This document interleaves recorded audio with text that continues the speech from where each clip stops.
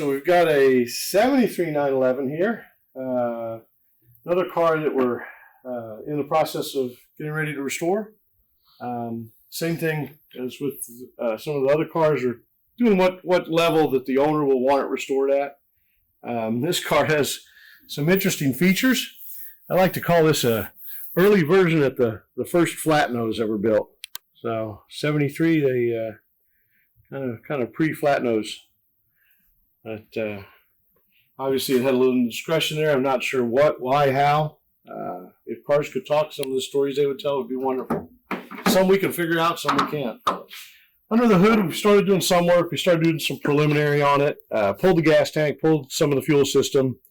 The car came out of a garage in Houston, in the inner area of Houston, and it had been sitting in the garage for about 18 years, and had some stuff on top of it and around it, and had to do some digging just to get to where we could get it out. Once we did, we found we couldn't get it out at that point, but I'll explain that here in a minute. Did finally get it out, got it on a flatbed, got it towed here.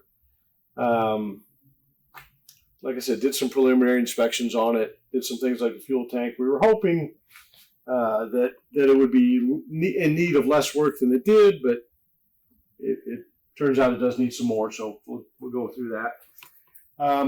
When we did get it to where we could actually roll it out of the garage, refused to roll. Put air in the tires, which, believe it or not, did hold air. Wheels and tires that were on it were the gold BBSs, which are great looking. Offset's a little bit wrong, so it looks a little bit funky when they're on the car. These were kind of an option that a lot of people chose to do at the time. These are, factory BBS wheels, or not factory, but BBS factory wheels. They have the original wheels also, so it actually has two sets of wheels. We'll probably put the original wheels back on it just to keep it all original and have those as spares as well. But when we tried to pull it out of the garage, all the brake calipers were locked up completely. And as you can see, I can't turn this one at all. Basically, we had to take the calipers off of we had to take the wheels off the car, take all the calipers off or free them up. A couple of them freed up, a couple of them refused to. This was one that refused to. So we just pulled the calipers off at the time. I've since put it on and let it sit here, but just to kind of sort through what we need to do. Anyway, we'll be either rebuilding calipers or replacing them, one of the two. Paint overall is original in some spots, not original in others. But overall, it's not horrible. What I recommended to the owner is actually, with this car, keep it original. Don't do a full repaint. Let's just polish it. Let's see how it looks, and then take it from there. There are a couple spots where we may need to do something, like this spot right here. It's got little bubbles of rust, and another spot over here in the door, as you can see. But overall, it's in pretty good shape. And yeah, it's got the flat spot on the fender, but kind of adds to the patina of the car. Kind of like some of the stickers that are on the car. We're going to leave all those. It's part of its history, which we like, and it's just nice to see. Had the polished top, which obviously are polished target bar, which is a good looking feature, and 2.4 liter 911T engine out back. Inside, things like a time capsule almost, because it is all original inside. It did have either the dealer or port added air conditioning to it, so that's that under dash air system. The vents need to be replaced, but believe it or not, we got a source for the vents that are broken, so we'll be able to replace those and make all that look new again. I'd like to leave the single speaker in the back and the cork leather wrapped steering wheel, because that's kind of just part of the car's history and part of the beauty of the car, in my opinion. So we'll probably redo some of the seals. You can see these Targa seals are quite weathered, and it's quite common. They seem to only last a couple of years. We've got some stuff we can refinish these and make them somewhat new again. They won't be brand new, or we can buy new ones and do it. The same with the ones on the Targa top. So we can try to get it watertight. The back here, this is one of the wheels that the caliper would not free up at all on, and had to take it off. And when you look inside here, you can kind of see why. inside, and the caliper was just literally rusted, and that's brake fluid inside there that's just solid. This is the piston for it, and it was literally just rusted in place inside there. So got the pistons out, got brake pads off, got the rotor to move, and now it actually is free, so the car would roll. We had the fronts off. It's desperately in need of bushings. This is probably about as bad a bushing in need of as I've ever seen. You look here, you can see the top of the bushing. The bottom right here, see the big gap? And on the top, there's no gap. It's metal to metal.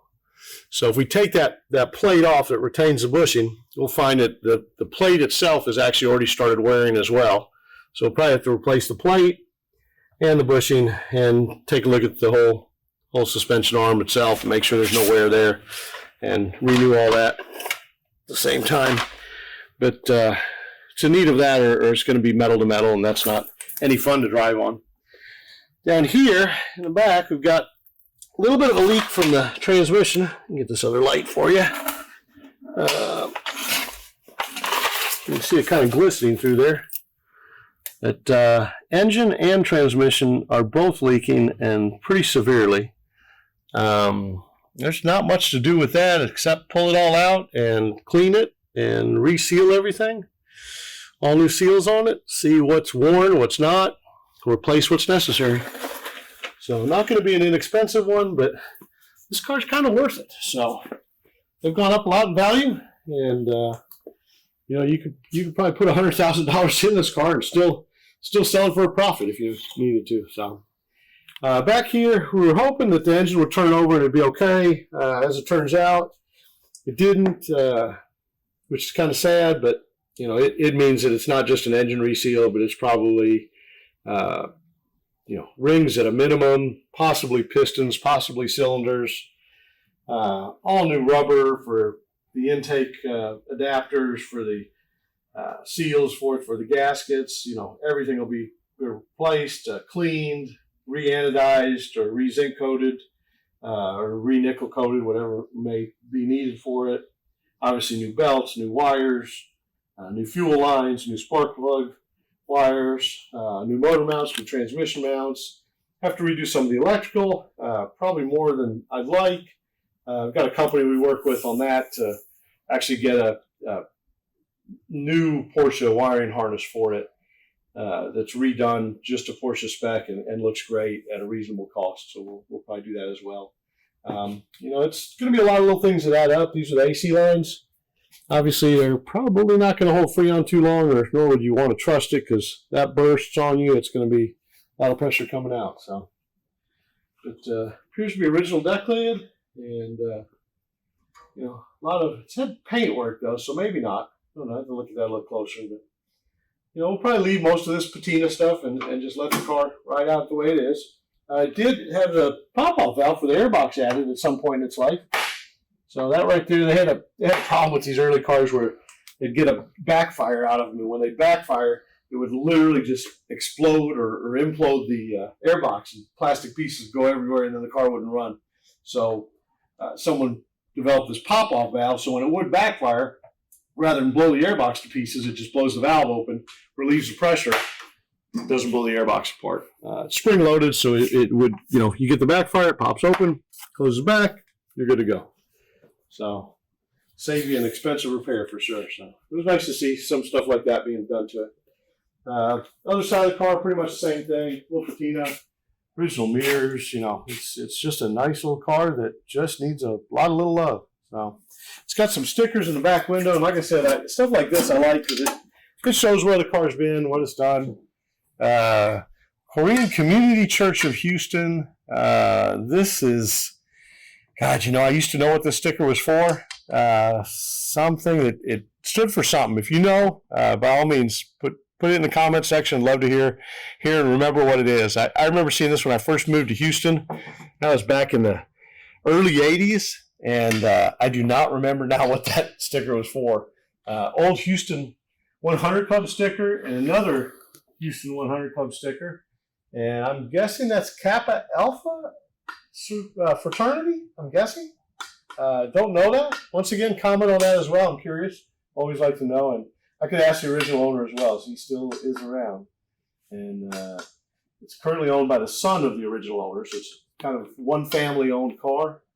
And it's going to turn out to be another fun little project and enjoyable car. So there'll be more videos on it, and we'll see.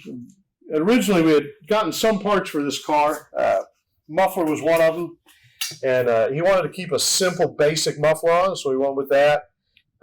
We're going to put it on it, and then we started looking at the engine and other stuff for it. And right now, it's got an old, maybe a double chamber Flowmaster. It looks like a double chamber Flowmaster. Great muffler, love them. Use them on a lot of American stuff.